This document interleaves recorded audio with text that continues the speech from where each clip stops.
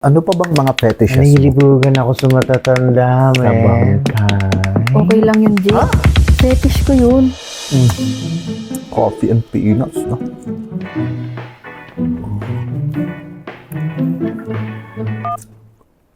Hello? Bro, Jacob? break na daw kami ni Phoebe, bro. We? May pag-iwalay siya sa akin dahil kadiri daw yung profile niya ako, bro. What? Ano nga ulit yung kapropilya? Profile niya, man. Nalilibugan ako kapag tinataihan. Really?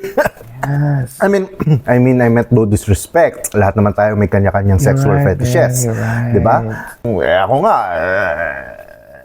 nalilibugan ako pag, inaamoy ng kung sino yung utong ko. Wala namang masama doon, di ba? Kailangan na maging open ng mundo sa ganyan. Baka kung sa kanggolang nakidlatan, nanginginig ang butot balat ko kapag inaamoy ng kung sino man yung utong.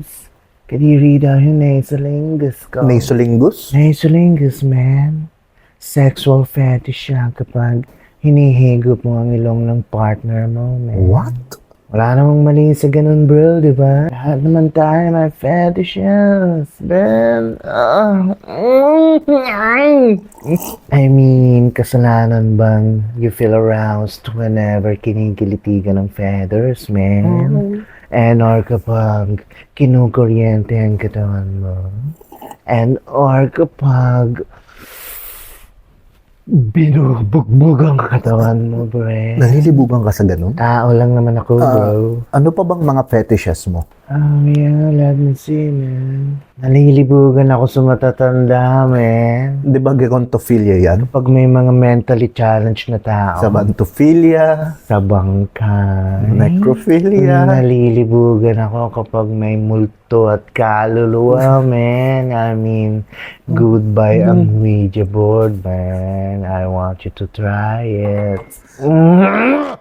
Pearly I find pleasure din kapag kumakain ako ng bangkay ng tao, bro. on the ocean. Kasalanan bang masarap itorta ang kilikili ng tao, bro? Tiny bubbles shining in the sun. Nakakainis si Phoebe, man. Hindi naman ako masamang tao, pero bakit niya ako iniiwan, man?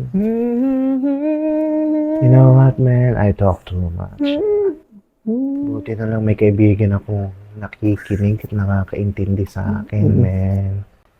Bye-bye, man. Sige na, bye-bye. Kaibigan. Grabe. Nawalan akong gana sa Jay, Fibs! napagdesisyonan ko na nabibigyan ko ng second chance si Jacob. Loka-loka! Ha? Sorry. Hindi ko alam kung yung sandamukal na kabilang na dumadaloy sa buong pagkatao ko to, no? Pero, oh my God.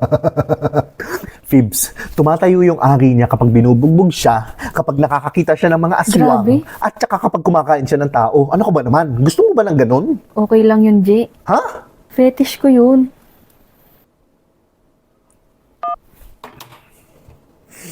Ba't ba ako nangingialam pa kasi?